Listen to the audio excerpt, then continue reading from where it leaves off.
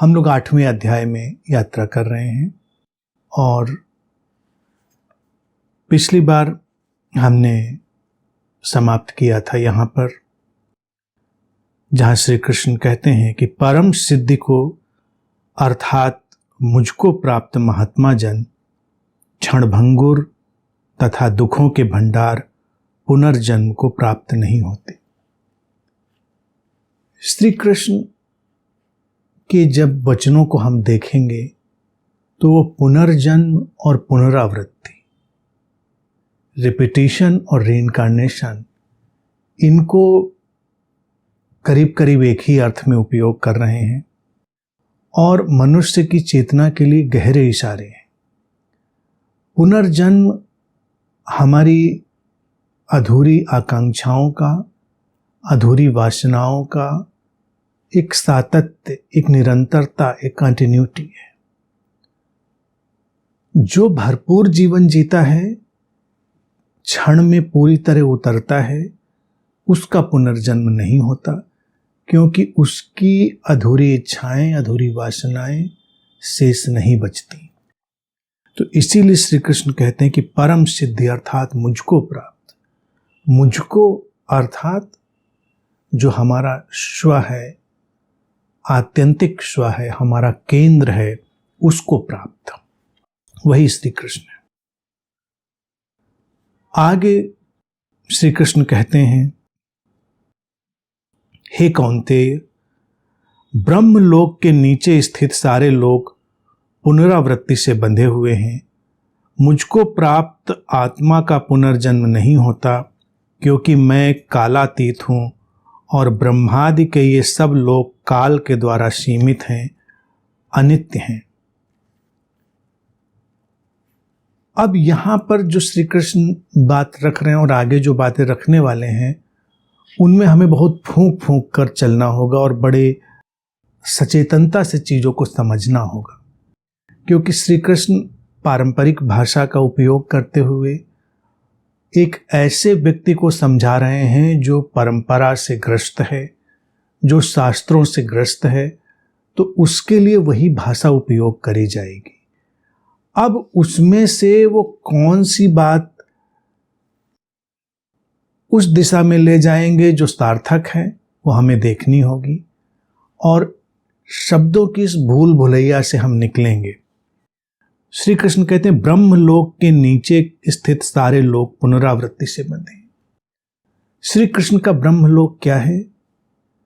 वो केंद्र, स्रोत, स्व, और अगर व्यवहारिक अर्थ में हम समझें, वर्तमान का क्षण, ब्रह्मलोक, और उसके नीचे के स्थित सारे लोग। अब हम अगर वर्तमान से हटें तो फिर क्या अतीत और भविष्य बचता है? उनमें पुनरावृत्ति है। वो पुनरावृत्ति चलती रहती है। जीवन व्यक्ति का एक पुनरावृत्ति है। व्यक्ति का जीवन अगर हम देखें तो क्या है? वो मूल रूप में रिपीटिशन है। बस चीजें चल रही हैं, घूम घूम कर वही वही होती जा रही हैं। हम केवल तरोताजा, नए, जीवंत तभी होते हैं जब हम वर्तमान में ठहरे होते हैं। वर्तमान में ठहरना ही हमको ब्रह्मलोक में स्थित करता है, अर्थात हमारे केंद्र में स्थित करता है। और जैसा कि श्री कृष्ण कहते हैं कि क्योंकि मैं कालातीत हूं, बियॉन्ड टाइम, तो वर्तमान का जो क्षण है वो समय का क्षण नहीं है, वो कालखंड नहीं है, वो बियॉन्ड टाइम है। इसीलिए हम उसके लिए उपयोग करते हैं शब्द वर्तमान का शाश्वत क्षण, इटर्नल मोमेंट ऑफ नाउ। वो शाश्वत है। अब शाश्वत तो समय नहीं हुआ। समय वहीं पर है जहां पर हम माप सकते हैं, जहां पर हम आदि अंत देख सकते हैं, वहीं पर समय हमें दिखाई देगा। मुझको प्राप्त आत्मा का पुनर्जन्म नहीं होता, क्योंकि मैं कालातीत हूं। अर्थात वर्तमान में ठहरे व्यक्ति के जीवन में पुनरावृत्ति नहीं होती, रिपीटिशन नहीं होता। रिपीटिशन नहीं होता तो उसका पुनर्जन्म नहीं है, वो बिल्कुल नया है, तरोताजा, जैसे अभी अभी पैदा हुआ हो। अगर हम लोगों के जीवन को देखें तो कितना विचित्र उनका जीवन है, निरंतर पुनरावृत्ति हो रही है, और कुछ पुनरावृत्ति व्यवहारिक है और कुछ पुनरावृत्ति हमारी मानसिक आदतों से पैदा होती है। शरीर के संदर्भ में अगर हम देखें तो शरीर के संदर्भ में भी एक निश्चित किस्म की पुनरावृत्ति को चलना ही होता है। भूख लगना, फिर भोजन करना, फिर भूख लगना, प्यास लगना, परितृप्ति होना, ये चलेगा। सोना, जागना, ये शरीर के तल पर एक चक्र चलेगा रिपीटिशन का। लेकिन अगर हम वर्तमान में ठहरकर, ब्रह्मलोक में ठहरकर देखें तो कुछ भी यहां पर दोबारा नहीं होता, सब कुछ नया है। हर चीज पहले जैसी दिखती है लेकिन वैसी नहीं है। शरीर इसीलिए अगर उसके ऊपर मन हावी ना हो तो हमेशा जीवंत बना रह सकता है। फिर हमारा मन, अब मन पर जब बात आती है पुनरावृत्ति की, तब चीजें बड़ी जटिल हो जाती हैं, क्योंकि मन में स्मृतियां, अनुभव, हमारे चिंतन मनन सब संग्रहित होते हैं। हम मन को शरीर की एक छाया की तरह जब अनुभव करते हैं, जैसा कि संभावना बहुत बनी ही होती है, क्योंकि शरीर की पुनरावृत्ति को देखते देखते हमारे मन पर भी एक छाप पड़ चुकी होती है, एक आदत पड़ चुकी होती है उन्हीं बातों को करने की। व्यवहारिक उपयोगिता तक के लिए तो वो भी बुरा नहीं है, लेकिन फिर समस्या क्या खड़ी होती है? कुछ लोग स्मृतियों में पुनरावृत्ति करने लगते हैं। उनके पास ज्यादा स्मृतियां नहीं हैं, उनके पास चंद स्मृतियां हैं, और वो उन्हीं को बार बार रिपीट करते जाएंगे, बार बार। कुछ लोगों के पास चंद वाक्य हैं, चंद बातें हैं, वो उनको बार बार रिपीट करते जाएंगे, पुनरावृत्ति करते जाएंगे। लोगों के साथ संबंधित होइए तो हैरानी होगी, आश्चर्य होगा कि लोग वही वही बात जीवन पर्यंत करते चले जाते हैं। वही परिदृश्य हो, वही घटनाक्रम हो, लोग वही बात रिपीट करेंगे। किसी का एसोसिएशन किसी रंग से जुड़ा है, किसी का एसोसिएशन किसी दृश्य से जुड़ा है, किसी का एसोसिएशन मतलब साहचर्य, साथ बांध देने वाली एक घटना जो स्मृतियों को हमारी बांध देती है साथ में। वो साहचर्य, वो एसोसिएशन अनेक अनेक बातों से लोगों का जुड़ा हुआ है। अब होता क्या है, हम अगर सचेतन होकर देखें, हम कितनी बातें दोहरा रहे हैं और हम थकते भी नहीं, क्योंकि हम चौंक कर देखते नहीं। हम उसमें उतना ही रस लेते हैं जितना पहले लेते थे। कि कोई अपना कोई किस्सा सुनाए, अब उससे मिलता जुलता किस्सा हमारे पास है तो हम भी उसको वैसे ही सुनाएंगे, उतने ही चाव से। सैकड़ों हजारों बार हम उसको दोहरा चुके होंगे। दोहराते दोहराते किस्से भी थोड़े मंझ जाते हैं, किस्से थोड़े परिष्कृत हो जाते हैं। इसीलिए जब किस्से चलते हैं जनमानस में तो परिष्कृत हो जाते हैं। हम उसमें कुछ जोड़ते घटाते रहते हैं, क्योंकि हर किस्से की जो मूल बात है रोचकता, तो जब हम उनको सुनाते भी हैं तो उनकी रोचकता कायम रखना चाहते हैं। हम दूसरे को सुनाएं या स्वयं को सुनाएं, हम उसकी रोचकता को, इंटरेस्ट को बनाना चाहते हैं। तो स्मृतियां सुखद हों दुखद हों, हम उनके रिपीटिशन में जा रहे हैं दिन प्रतिदिन। अब आगे जब अपना जीवन जिए तो जरा सचेतन होकर देखें कि हम कितनी बार वही वही बातें दोहराते रहते हैं। थोड़ा रुकें, वही वही किस्से दोहराते रहते हैं, वही वही जोक सुनाते रहते हैं। कितनी बार? प्रकृति में भी एक पुनरावृत्ति है, एक चक्र दिखाई देता है, लेकिन वो जीवंतता का चक्र है। पुनरावृत्ति है लेकिन जीवंतता है। हमारी जीवंतता खो जाती है क्योंकि हमारी पुनरावृत्ति भी बड़ी यांत्रिक हो जाती है, और वो दुर्घटना से ग्रस्त चीज है क्योंकि अगर कालातीत हम नहीं जाएंगे तो काल में सब कुछ सीमित है, अनित्य है, बंधा हुआ है सीमाओं में और क्षणभंगुर है, टूट जाने वाला है, श्री कृष्ण कहते हैं। इसीलिए सब चीजें बनती बिखरती रहती हैं। आगे श्री कृष्ण कहते हैं, ब्रह्म को जानने वाला योगी यह भी जानता है कि ब्रह्मा का एक दिन सहस्त्र युगों का होता है और रात्रि भी सहस्त्र युगों की होती है। अब ये सब बातें बड़ी प्रचलित रही हैं भारतीय जनमानस में और लोग इनमें तरह तरह की परिकल्पनाएं करते रहे हैं। यहाँ पर मूल बात जो अभी वो ब्रह्मलोक की कर आए हैं उसके परिप्रेक्ष्य में देखें, यूं ये समय की सापेक्षिकता के बारे में कही गई बात है। एक रिलेटिव स्टेट ऑफ टाइम, समय एक ही तरह से नहीं बह रहा होता है, समय अलग अलग सबके लिए यात्रा कर रहा होता है। समय की सापेक्षिकता सबके लिए अलग अलग होती है। ब्रह्मा का एक दिन, वो कह रहे हैं कि जो है वो एक दिन सहस्त्र युगों का होता है। अब ब्रह्मा का एक दिन क्या, ब्रह्म वही हमारे भीतर का केंद्र। केंद्र को बाहर हम कैसे पकड़ेंगे? भीतर तो केंद्र की बात हो गई स्रोत की, बाहर उसको पकड़ेंगे वर्तमान में ठहरी हुई चेतना से। वो चेतना जो परिपूर्ण रूप से, पूरी जीवंतता से हमारे प्रेजेंस में होने में ठहरी है। वो जो बीइंगनेस है, होना है, उसको पकड़ लेने से हम उस केंद्र को स्पर्श कर लेते हैं। यूं तो केंद्र एक कल्पना बनी रहती है, क्योंकि लोग इतनी सरल और व्यवहारिक बातें नहीं करते रहे, इसलिए लोगों के लिए सब कल्पनाएं काम करती रही। ब्रह्मलोक, फिर ब्रह्मलोक में जाएंगे सहस्रों युगों की तरह।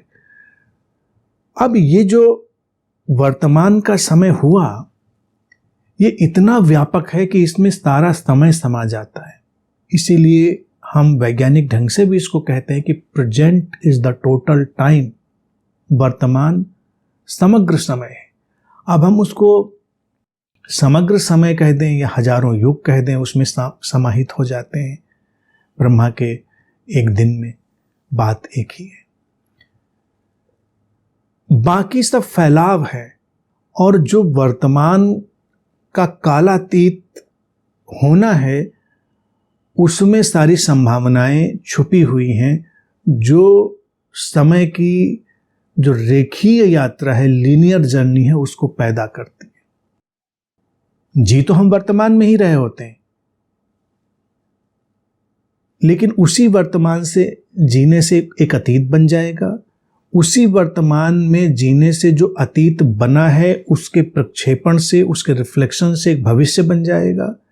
अब ये अतीत और भविष्य का फैलाव होगा जो युगों का हो सकता है, बहुत बड़ा हमको दिखाई दे सकता है। तो व्यक्ति की दुविधा क्या होती है, वो इस द्वैत को, इस द्वंद्व को संभाल नहीं पाता। व्यक्ति की हमेशा इच्छा क्या होती है कि सीधी साफ बात, एक चीज पकड़ा दो हमको, या तो ये पकड़ा दो या वो पकड़ा दो, काला पकड़ा दो या सफेद पकड़ा दो। ऐसे नहीं होता, चीजें गुथी हुई हैं, आपस में मिली हुई हैं।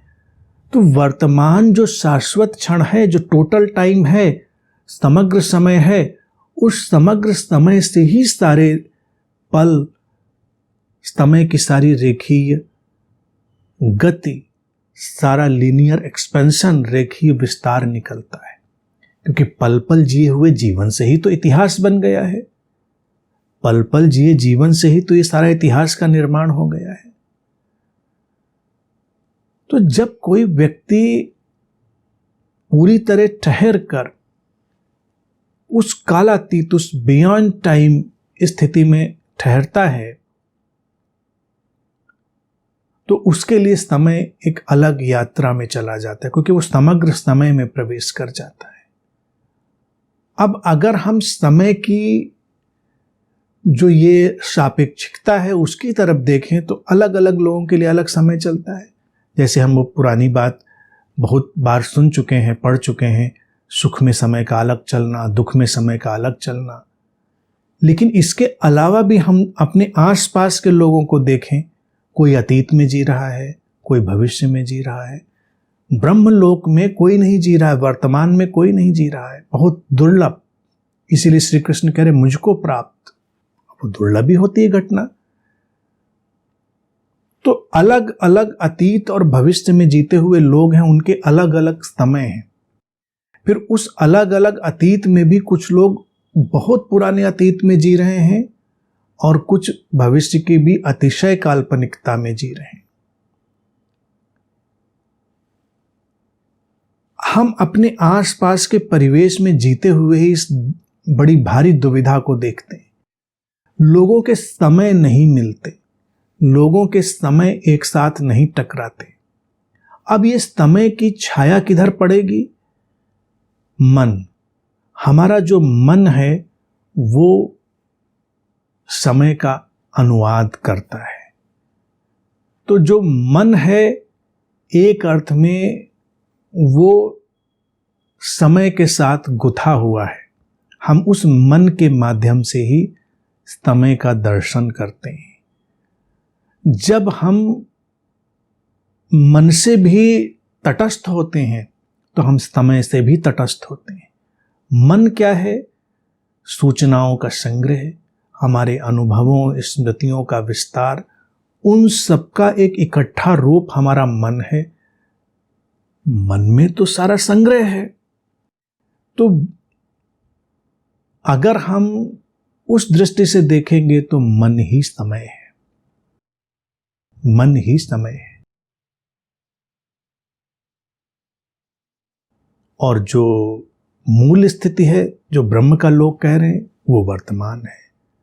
अब ये जो मन है इसीलिए पुराने से पुराना हो सकता है, उसमें सारा इतिहास शामिल हो सकता है, सारी स्मृतियां उसमें शामिल हो सकती हैं। क्योंकि मन भी मेरा मन और तेरा मन नहीं है, मन भी व्यक्तिगत मन की तरह नहीं है, मन भी एक समग्र मन की तरह, टोटल माइंड जो है, कलेक्टिव माइंड है, वो मन का मूल स्वरूप है। एक शरीर में एक इंडिविजुअल माइंड रिफ्लेक्ट होकर एक यात्रा करता है जिससे हम व्यवहारिक जीवन जीते हैं। इसीलिए मन में अतीत इतिहास की सारी छायाएं अंकित होती हैं। तो मन बहुत विस्तार ले सकता है, सहस्त्रों युगों का विस्तार ले सकता है। आगे श्री कृष्ण कहते हैं, ब्रह्मा के दिन के प्रवेश काल में सभी चराचर भूतगण ब्रह्मा के सूक्ष्म शरीर से उत्पन्न होते हैं और ब्रह्मा की रात्रि के प्रवेश काल में ब्रह्मा के सूक्ष्म शरीर में लीन हो जाते हैं। हे पार्थ, संपूर्ण भूत समुदाय इसी प्रकार ब्रह्मा के दिन के समय उत्पन्न होकर उनके रात्रि काल में विलीन हो जाते हैं। अब मैनिफेस्टेशन, प्रकटीकरण, प्रत्यक्षीकरण, अभिव्यक्ति, एक्सप्रेशन, इसकी बात श्री कृष्ण यहां पर कह रहे हैं। ब्रह्मा कोई एंटिटी नहीं है। ब्रह्म और ब्रह्मा यहां पर एक ही बात समझें। ब्रह्म वही विस्तार, चैतन्य का निरंतर फैला हुआ हर तरफ का विस्तार, उसका सूक्ष्म शरीर, यानी कि उसमें कुछ सूक्ष्म स्थिति बनती है। अब श्री कृष्ण एक परिकल्पना ले रहे हैं। विज्ञान आज उस तरफ बहुत सारे खोज और अनुसंधान कर रहा है, लेकिन श्री कृष्ण उस अवधारणा को, उस कॉन्सेप्ट को इतने पहले देखिए रख रहे हैं। वो कह रहे हैं कि दिवस में जन्म और रात्रि में उसी में लीन हो जाना, एक ही स्रोत जिससे जन्म और एक ही स्रोत जिसमें लीन। जन्म की प्रक्रिया को हम दिन जैसा कहते हैं, रात्रि की प्रक्रिया को लीन जैसा कहते हैं, इसलिए रात में लीन हो जाते हैं। ब्रह्मा की रात में अंधेरा अक्सर हमको विलीन करने का एहसास देता है। और अंधेरा जुड़ा ही मनुष्य के जीवन में इस तरह है कि अंधेरे में जैसे सब खो जाता है, प्रकाश में सब प्रकट हो जाता है। तो इस सबसे सटीक उदाहरण है कि दिन में सब प्रकट हो गया, रात में सब खो गया। अभी तो इतने प्रकाश की व्यवस्था हमने कर ली है, कल्पना करिए जब प्रकाश की व्यवस्था नहीं रही होगी, जब बल्ब नहीं खोजा गया होगा और घने जंगल, घने पहाड़ सब हुआ करते होंगे, लोग रहा करते होंगे, और रात जब घिरती होगी, घुप अंधेरा घनघोर, जब हाथ को हाथ नहीं सूझता होगा तो सब खो जाता होगा, कुछ दिखाई नहीं दे रहा। तो व्यक्ति के लिए परिकल्पना करना बड़ा आसान था कि रात में जैसे सब विलीन हो जाता है। वो जगत जो भी दिखाई दे रहा था रात में कहीं खो गया, और जैसे ही प्रकाश हुआ, दिन हुआ, वो जगत सब प्रकट हो गया। तो ये एक व्यवहारिक अवधारणा थी जो विकसित हुई मनुष्य के मन में, लेकिन उसके जो विज्ञान के आधार हम जानते हैं, ना कुछ से सब कुछ का जन्म होता है। फ्रॉम नथिंगनेस कम्स एवरीथिंग, और फिर वो सब कुछ उस ना कुछ में ही विलीन हो जाता है। ये एक वर्तुल है, ये एक जीवन का चक्र है, और ये अस्तित्व का चक्र है। कहते हैं कि ब्रह्मा के दिन में सब प्रकट हुआ, ब्रह्मा की रात में सब लीन हो गया। उसी स्रोत से सब उपजा, उस अनभिव्यक्ति सत्ता से, उस अनमैनिफेस्टेड सोर्स से सारा मैनिफेस्टेशन हुआ, और फिर उस अनमैनिफेस्टेड में सारा मैनिफेस्टेशन, सारी अभिव्यक्ति की प्रक्रिया उसमें लीन हो गई। ये एक व्यवहारिक दर्शन है। और दिन और रात का उदाहरण तो वैसे ही कि अंधेरा हमारे लीन होने में सहयोग करता ही है, तो वो चीज हो गई।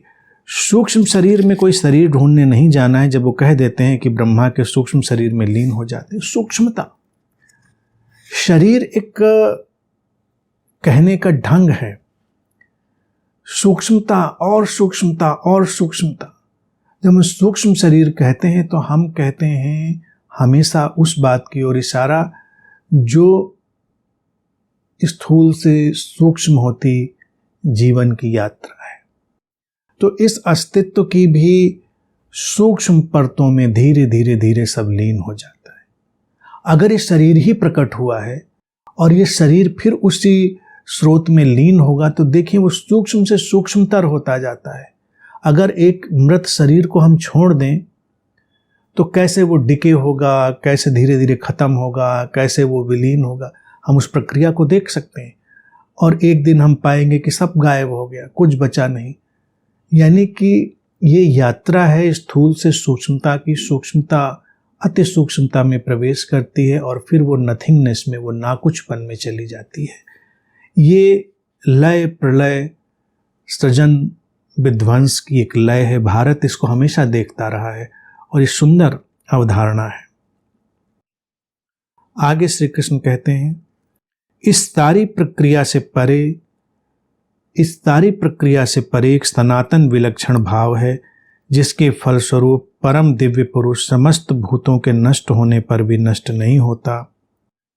जो अव्यक्त अक्षर के नाम से कहा गया है, उस अक्षर नामक अव्यक्त भाव को परम गति कहते हैं। इस सनातन अव्यक्त भाव को प्राप्त होकर मनुष्य वापस नहीं आते, वो मेरा परम धाम है। कहते सारी प्रक्रिया बनने मिटने की है, इसके परे एक विलक्षण भाव है, शाश्वत विलक्षण भाव। शाश्वत विलक्षण भाव क्या है? होना, बीइंगनेस। जैसे हम जन्मे तो हमारे साथ दो स्थितियां थी, एक हमारे होने की स्थिति जो शाश्वत विलक्षणता थी, इटर्नल एलिमेंट, और एक था बनना मिटना, रूप बनते रहे मिटते रहे। हम जब माँ के शरीर में प्रवेश करते हैं तो छोटी सी दो कोशिकाओं के साथ बढ़ते बढ़ते बढ़ते बढ़ते कहाँ आ जाते हैं, कितने रूप बदल जाते हैं, कितनी चीज़ें बदल जाती हैं, लेकिन फिर भी भीतर एक सनातन विलक्षण भाव रहता है जो हमेशा एक ही जैसा रहता है। उसी को श्री कृष्ण कहते हैं सभी भूतों के नष्ट होने पर भी वो नष्ट नहीं होता, यानी कि सारे परिवर्तन में भी वो अपरिवर्तनशील बना रहता है। वही है बीइंगनेस। और उस अव्यक्त को ही श्री कृष्ण कहते हैं अक्षर नाम से, इस नाम से कहा गया। अक्षर सीधा सा अर्थ अक्षर का है जो क्षय नहीं होता। दो स्थितियां हैं जीवन की, क्षर और अक्षर। अक्षर वो स्थिति है जहां पर कुछ भी क्षरण नहीं हो रहा, डिके नहीं हो रहा, वो एक जैसा बना हुआ है। और क्षर स्थितियां हैं सब क्षणभंगुर स्थितियां हैं जहां सब कुछ बदल रहा है। उस अक्षर नामक अव्यक्त भाव को परम गति कहते हैं। अर्थात जो व्यक्ति अपने भीतर की उस नॉन डिकेइंग स्टेट में पहुंच जाता है वही उसकी परम गति है। अब गति ये नहीं है कि गति कहीं गति हो रही है। गति और परम गति में एक अंतर हमेशा ध्यान रखें। गति लीनियर है, इधर से उधर, उधर से उधर, उसी को हम गति कहते हैं। और परम गति कहते हैं सारी गतियों के मिट जाने को परम गति कहते हैं। जब अब कोई गति नहीं हो रही, कोई लीनियर जर्नी नहीं हो रही है, कोई क्षैतिज यात्रा नहीं हो रही है, व्यक्ति अपने स्रोत में, केंद्र में स्थित हो गया है, वहां पर ठहर गया है, तो अब सारी गतियां समाप्त हो गई हैं। सारी यात्राएं चल रही हैं, वो गति हैं।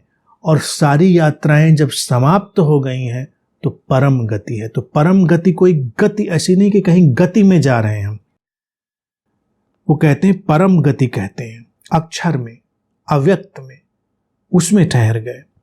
इस सनातन अव्यक्त भाव को प्राप्त होकर मनुष्य वापस नहीं आते।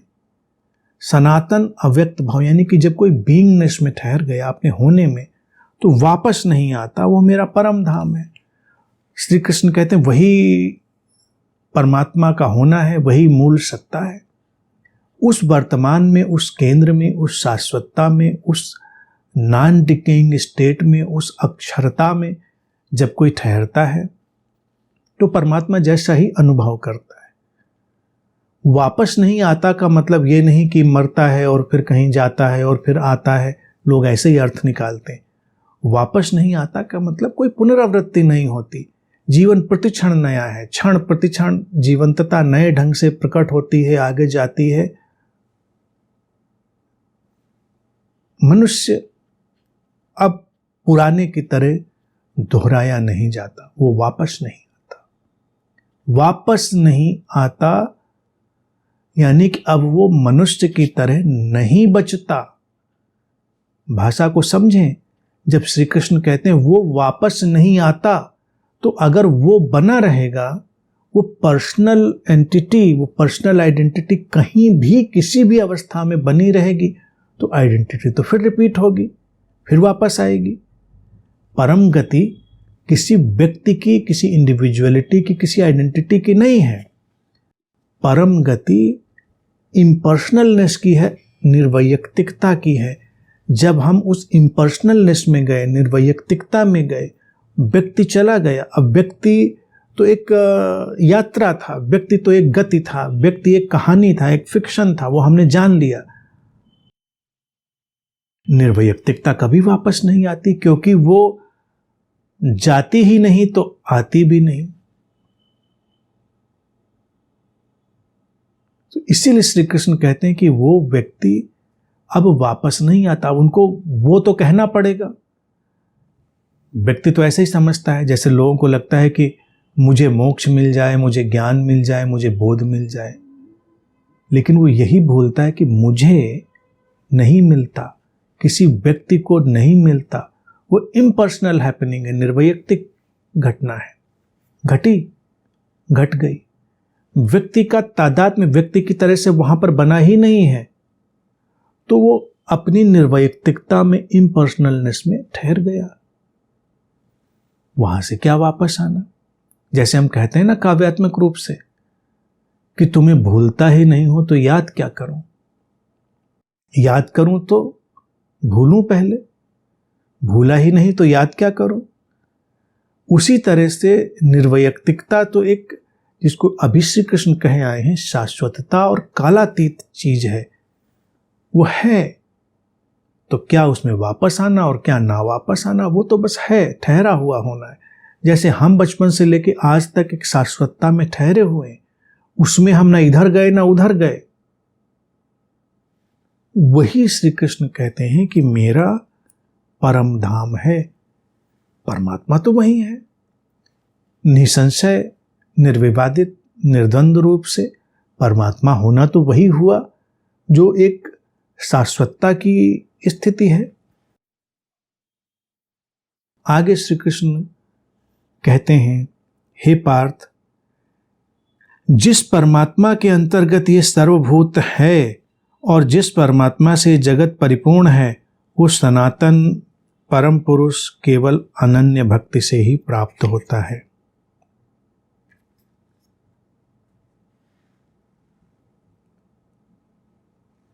वो कहते हैं कि देखो, ये जो सब कुछ दिखाई देने वाला जगत है सर्वभूत, जिस परमात्मा के अंतर्गत, यानी कि जिस स्रोत से ये सब निकलता है, जिस परमात्मा से जगत परिपूर्ण है, जिस अनंत संभावनाओं के क्षेत्र से, स्रोत से सारा जगत समृद्ध होता है, वो सनातन परम पुरुष। अब परम शब्द जुड़ने के साथ ही समझ लेना, पुरुष एक सत्ता, परम पुरुष सारी सत्ताओं से परे जो स्थिति है। परम शब्द जोड़ते ही ये बात पैदा हो जाती है। वो सनातन, अब सनातन आ गया तो अनादि और अनंत हो गया, जिसका ना आदि है ना अंत है, केवल अनन्य भक्ति से ही प्राप्त होता है। श्री कृष्ण बड़ी कुशलता से देखिए क्या जोड़ देते हैं, अनन्य भक्ति। अनन्य, ये है शब्दों की जादूगरी। हमेशा बुद्धों के साथ जब यात्रा करें तो उनके शब्दों को बड़े गौर से सुने। वो हमेशा एक मैजिक शो जैसा करते रहते हैं। भक्ति तो लोगों को लगता है ठीक है भक्ति, अब करते हैं कृष्ण की भक्ति, करते हैं शिव की भक्ति। उन्होंने कहा अनन्य भाव से, अनन्य भक्ति। अनन्य जब अन्य ना रह जाए, दूसरा ना रह जाए। और ये अनन्य भाव आएगा कब? जब ज्ञान का शिखर, बोध का शिखर खड़ा हो जाएगा, जब समझ इतनी ऊंचाई पर पहुंचकर इतनी परिपक्व हो जाएगी कि एक ही चेतना का सब विस्तार है, दूसरा कुछ है नहीं, तो वो हुआ अनन्य भाव। अनन्य भाव जब हुआ तो उस स्थिति को ही अब भक्ति कह सकते हैं।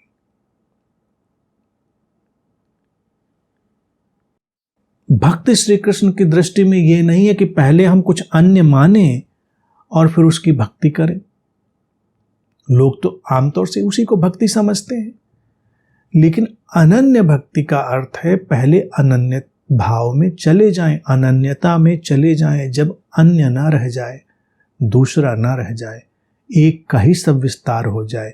और एक का ही सब विस्तार हो जाए, इस बात को समझने के लिए तो बड़ी गहरी प्रज्ञा चाहिए, बड़ी गहरी सचेतनता चाहिए।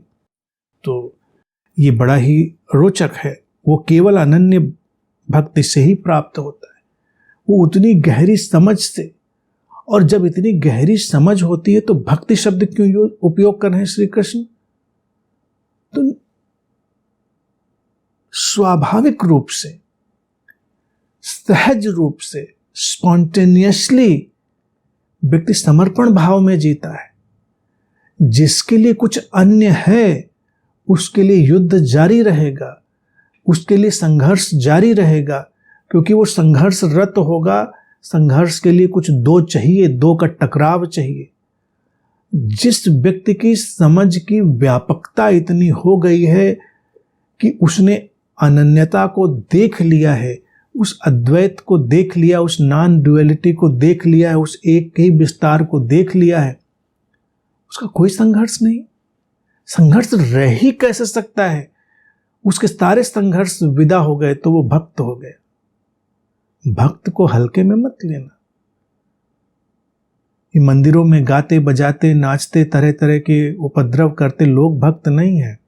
भक्त वो है जो विशुद्ध अकर्ता में चला गया है, जो संघर्ष रहित अवस्था में चला गया है, जो जीवन की सारी द्वैत की लीला को देखता है, जानता है और तटस्थ होकर उसमें जीता है, वो भक्त है।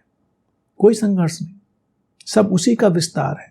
ये ज्ञानी, ये अज्ञानी, ये साधु, ये असाधु, ये साइकोपैथ, ये बुद्ध, ये सब एक ही का विस्तार है।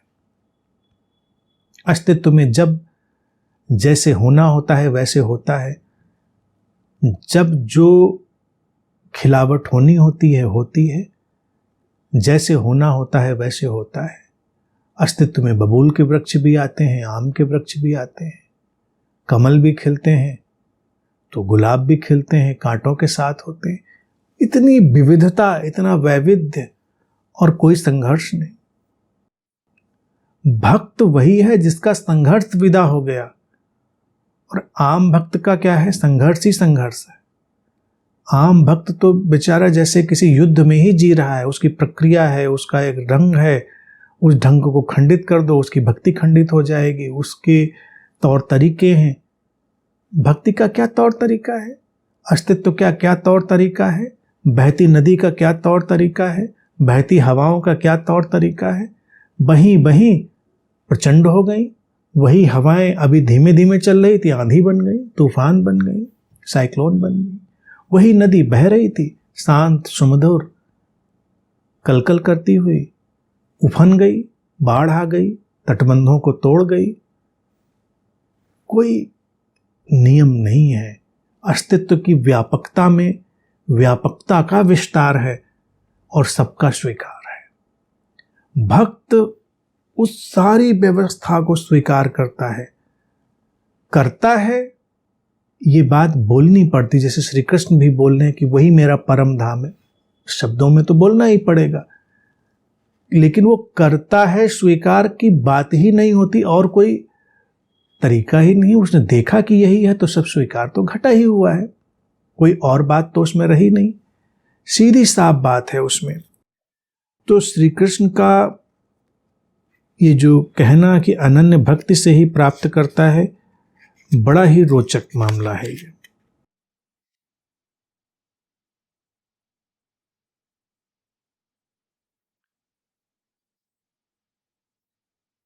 आगे श्री कृष्ण कहते हैं, हे भरत श्रेष्ठ, देह त्याग कर गए हुए योगी जन जो वापस न लौटने वाली गति को प्राप्त करते हैं और जो वापस लौटने वाली गति को प्राप्त करते हैं, उन दोनों मार्गों को अब मैं बताऊंगा। अब श्री कृष्ण यहाँ पर फिर से पारंपरिक भाषा का उपयोग कर ले रहे हैं, क्योंकि अर्जुन को इसमें देहों का ही सारा संघर्ष है। ये देहें खड़ी हैं, ये शरीर मिटेंगे, शरीर बनेंगे, तो वो देह त्याग और ऐसी शब्दावली का उपयोग कर रहे हैं। लेकिन उनके लिए देह क्षण प्रतिक्षण बनता मिटता हुआ एक रूप है। तो कहते हैं कि दो स्थितियां होती हैं, जब पुनरावृत्ति नहीं होती है, अर्थात वो नहीं लौटता व्यक्ति, और एक स्थिति जब व्यक्ति बार बार लौटता है, वापस लौटता है। वो दोनों मार्गों को बताऊंगा। सुनने में लगेगा श्री कृष्ण शायद पुनर्जन्म की बात बता रहे हैं कि ऐसा होगा तो ऐसा पुनर्जन्म होगा, वैसा होगा तो पुनर्जन्म नहीं होगा। नहीं होगा, होगा या नहीं होगा, ये उलझाव की स्थिति क्यों बनी हुई है? गीता के इन वचनों से ही लोग हमेशा भ्रमित रहे हैं कि श्री कृष्ण तो साफ साफ इसमें शायद कह रहे हैं, लेकिन वो साफ साफ बिल्कुल भी नहीं कह रहे हैं। वो अपनी बात बड़ी चतुराई से कह रहे हैं। वो कहते हैं कि वापस लौटने वाली गति और वापस न लौटने वाली गति। एक व्यक्ति जो अतीत जीवी ही बना रहेगा, उसका पुनर्जन्म बार बार होता रहेगा, पुनरावृत्ति में वो बार बार घिरता रहेगा। और एक व्यक्ति जो वर्तमान में ठहर जाएगा, उसकी पुनरावृत्ति नहीं होगी, उसका पुनर्जन्म नहीं होगा, वो वापस नहीं लौटेगा। व्यक्ति वापस लौटता है, और व्यक्ति कब वापस नहीं लौटता है? व्यक्ति जब निर्वैयक्तिकता में प्रवेश कर जाता है तो व्यक्ति की तरह वो नहीं लौटता। किसी बुद्ध के साथ अगर हमारा आमना सामना हो तो हम देखेंगे कि वो व्यक्ति की तरह दिखाई तो देता है, लेकिन वो सचमुच में निर्वैयक्तिक ढंग से जीता है। उसमें कुछ भी वापस लौटता हुआ दिखाई नहीं देता, वो कभी वापस नहीं लौटता। और एक व्यक्ति अपने व्यक्ति होने को, अपने पर्सनलाइजेशन को इतने कस के पकड़ता है कि वो बार बार लौटता है, बार बार पुनरावृत्ति में पड़ता है। तो वो दोनों बातें श्री कृष्ण कहेंगे। अब यहाँ पर जो बात आगे वो कहने जा रहे हैं, वो बड़ी रोचक बातें हैं, और परंपरा के कारण चली हैं और तात्कालिक परिस्थितियों के कारण चली हुई बातें हैं, उनको ध्यान में रखेंगे। वो कहते हैं, एक मार्ग वो जिसमें ज्योतिर्मय अग्नि देवता, दिन के प्रकाश के अन्य देवताओं, शुक्ल पक्ष का देवता और उत्तरायण के 6 महीनों के देवता खड़े होते हैं, और मरणोपरांत परमात्मा को जानने वाला योगी इन देवताओं से मार्गदर्शन प्राप्त कर ब्रह्म को प्राप्त करता है। अब उत्तरायण और दक्षिणायन, अब दक्षिणायन की भी बात सुन लेते हैं। दूसरा वो मार्ग है जिसमें धूम के देवता, रात्रि के देवता, कृष्ण पक्ष के देवता और दक्षिणायन के 6 महीनों के देवता खड़े होते हैं। और मरणोपरांत सकाम करने वाला योगी चंद्रमा की ज्योति इन देवताओं से प्राप्त करके स्वर्ग में जाता है और अपने शुभ कर्मों का फल भोग कर वापस आता है।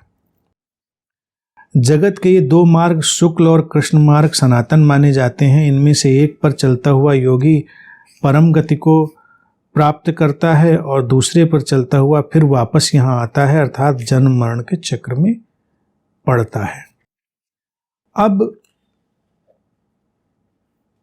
श्री कृष्ण अर्जुन के मन के साथ चल रहे हैं।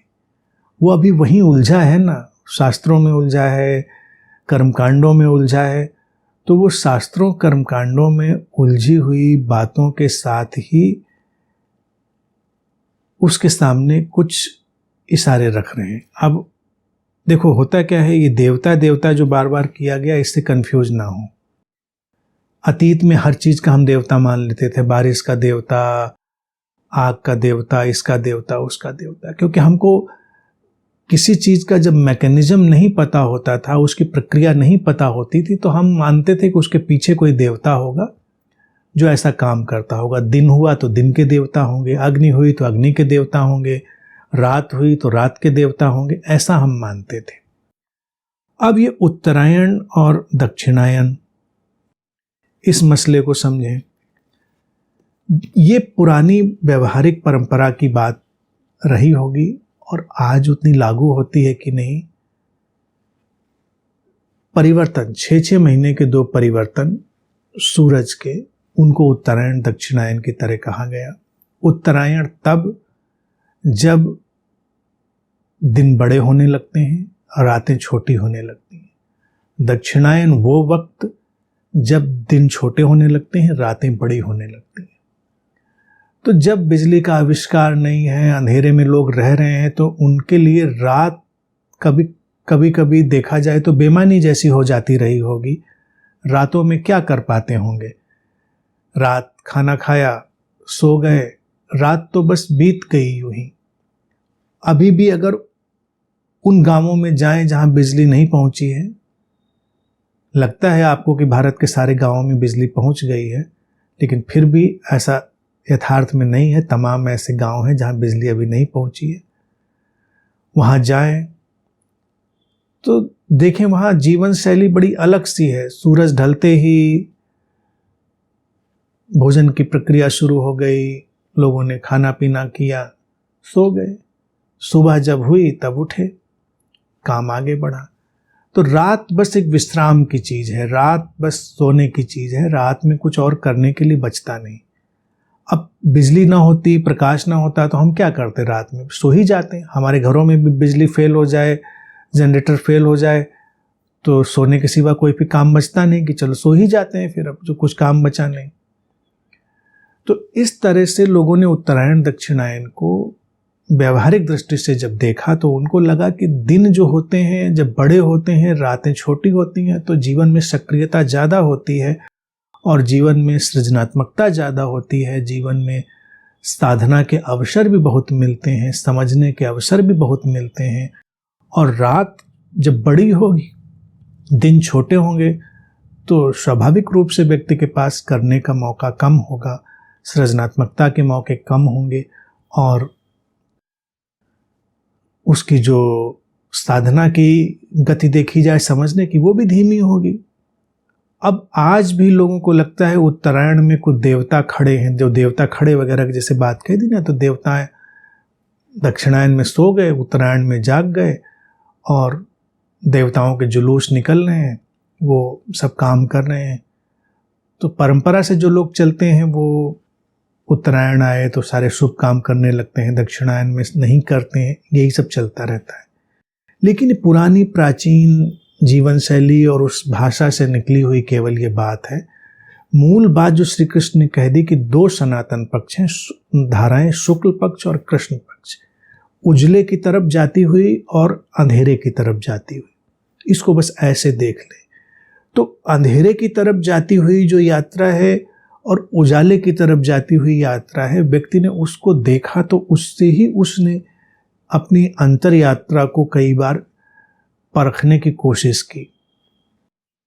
शुक्ल पक्ष हम किसको कहते हैं? अगर हम अपने सामान्य जीवन में देखें, जो हर महीने में हम शुक्ल पक्ष और कृष्ण पक्ष देखते हैं, जब चंद्रमा अमावस की अंधेरी घाटी से धीरे धीरे धीरे धीरे बढ़ता हुआ पूर्णिमा के शिखर तक पहुंचता है, शुक्ल पक्ष।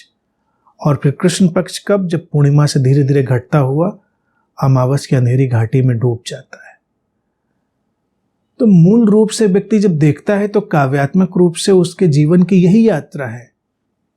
वो जो अवधारणा है उसका हम केवल पोएटिक पहलू देखें कि एक व्यक्ति अंधेरे से निकलकर समझ के साथ धीरे धीरे यात्रा करेगा और पूर्णिमा के शिखर पर पहुंचेगा, आलोकित हो जाएगा। इसीलिए पूर्णिमा हर जगह इतनी महत्वपूर्ण हो गई।